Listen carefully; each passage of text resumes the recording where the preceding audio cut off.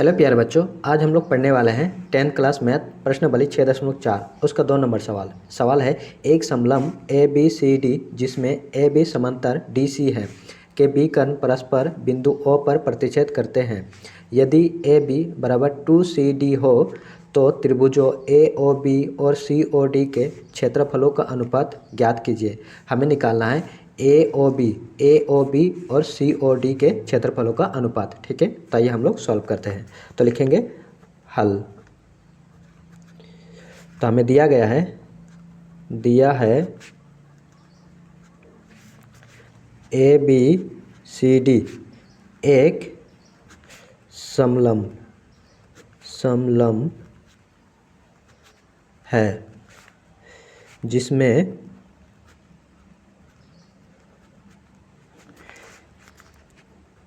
A B समांतर D C है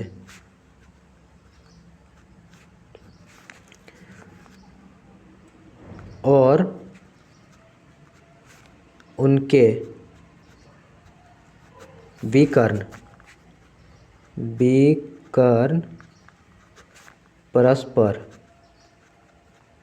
परस्पर ओ बिंदु पर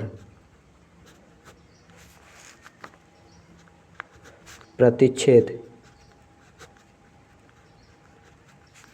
करते हैं और ए बी बराबर है 2CD। ये हमें दिया गया है। अब त्रिभुज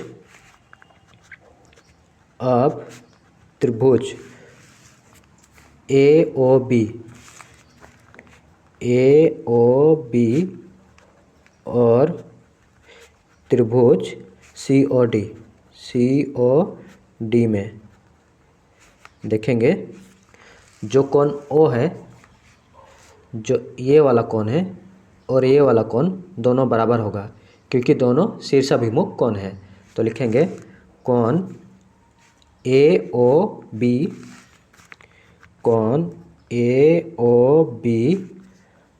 बराबर होगा कोण सी ओ डी या फिर डी ओ सी। ठीक है, सी ओ डी के, क्योंकि ये हम लोग का है शीर्षाभिमुख कोण है। ठीक, ओ वाला।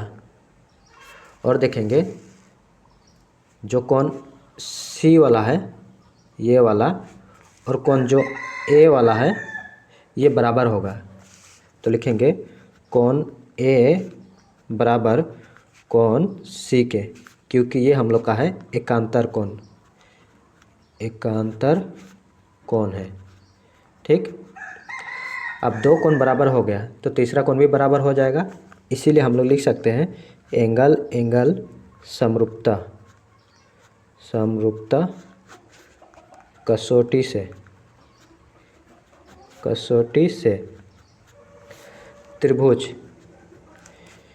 ए ओ बी समरूप हो जाएगा त्रिभुज सी ओ डी के। ठीक है, अब दो त्रिभुज समरूप हो गया और प्रमेय 6.6 कहता है जब दो त्रिभुज समरूप होता है तो इनके क्षेत्रफलों का अनुपात इनके संगत भुजाओं के वर्ग के बराबर होता है। यानी लिखेंगे हम लोग अब प्रमेय 6.6 से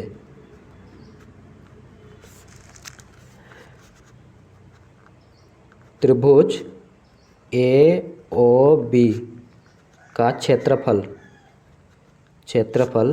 बट्टा त्रिभुज सी ओ डी का क्षेत्रफल बराबर हो जाएगा संगत भुजा